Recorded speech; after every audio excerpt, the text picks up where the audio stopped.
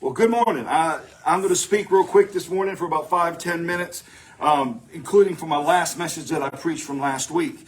Because last week I talked about speaking to the dry bones. Boone came up with a really good name on it about the dry bones rising. But I also talked about last week. I talked about being obedient. And a lot of times people don't like that word obedience, because believe it or not, that's how sin entered into the body. Okay? Because you understand, Satan is, and I'm going to say this again, you'll hear me say this so many times because I just got to get this in people's heads. Satan is an imitator. He is not a creator. Satan did not create death. Okay? Which will shock a lot of people. God created death. Okay? Because God created everything. And what happened was God told Adam, do not eat of the tree in the midst of the garden, because lest you do, you will die. Okay? What happened was when they ate of that tree, that's when death was activated. That gene of death was activated in their life. Okay? So that's how death was presented itself. But then I was going to obedience, because the only way to avoid death, because see, we focus in on so much on sin. Okay, sin is the thing we focus in on, and I can't sin. So what happens is it's almost like a chore sometimes to try to stay away from sin because we're looking for everything to sin. But what I'm saying is that when we become obedient, sin becomes an afterthought. Amen.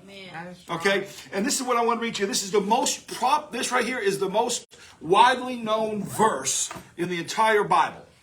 Okay, everybody knows this verse. Everybody's heard this verse. But this is what I want to say to you right here. In Jeremiah 29:11, it says this, for I know the thoughts that I think towards you, saith the Lord, thoughts of peace and not of evil, to give you an expected end.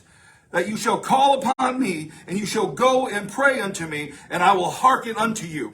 Basically what this is saying is that I know the thoughts that I have for you, that I have had plans to prosper you, okay? And all the things that we have, that's where obedience comes in so much. But let me rephrase this real quick, okay? Because God woke me up this morning thinking about Paul, and I think next week's message is going to be so fantastic because I'm going to go dive deeper into this thing of Paul. But if you want to take a look at Paul, and see, it scares people when I start talking about the things that we could go through. It scares people. It scares people to think that, oh my God, am I going to do this? Is this going to happen? Is this going to happen? Because trust me, Paul knew that he was going to Rome to die. Okay? Paul knew it. Okay? He knew that when he was initially saved on that road to Damascus experience he had, he knew what his calling was going to be. Okay? Martyrs are martyrs because they know that God has placed that within them. Okay? But what I'm trying to say is this, is when we're talking about obedience, it's like this. Okay? Because people they don't like that word obedience. They don't like that word obedience. But I'm going to say it this way. From love, obedience becomes easy. Amen.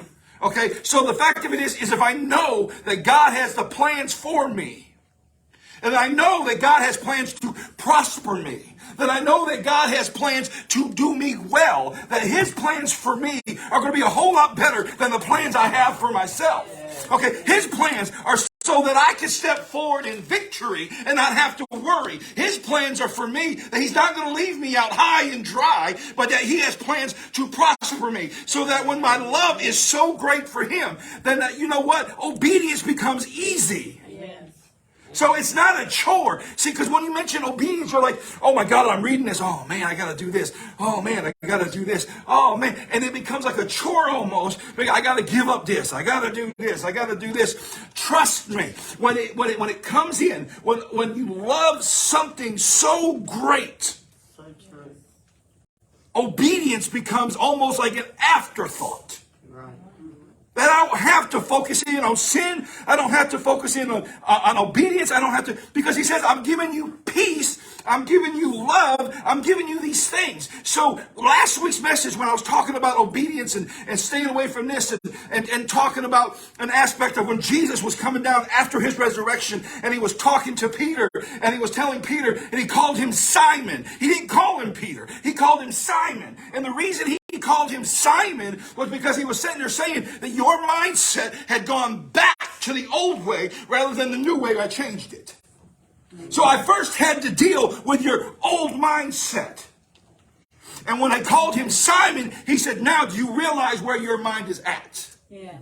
Yes. Okay, Paul was that same way. Paul had his mind changed. Paul had his mind focused on one thing and one thing only. He knew, and he knew. That's why when he was doing it, he didn't care that he knew what he was going to do. When he was on the ship, and this is the last thing I'll say because next week, I don't want to kill my whole message from next week.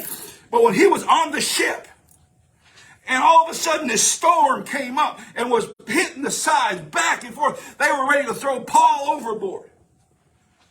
And he sat there and he says, look, I had a visitation of the Spirit of God.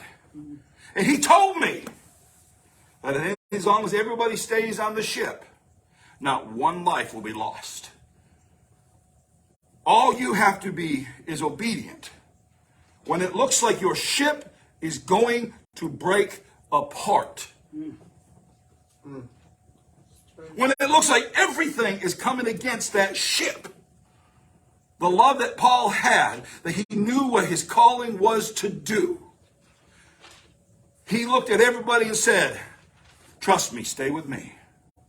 As long as you stay with me, not one life will be lost. He even told them the ship was going to break up. Because God tells us all these things. The ship is going to break up. We're going to make it to shore. We're going to make it to shore. Because why? Because I know my God has a plan for me. A plan to prosper me. A plan that his thoughts are greater than my thoughts. That no matter what it looks like, no matter what comes against me, no matter what happens, no matter focus on obedience, no matter focusing on sin, it doesn't matter because my love for God is so great that his love for me magnifies even greater. Amen. Amen.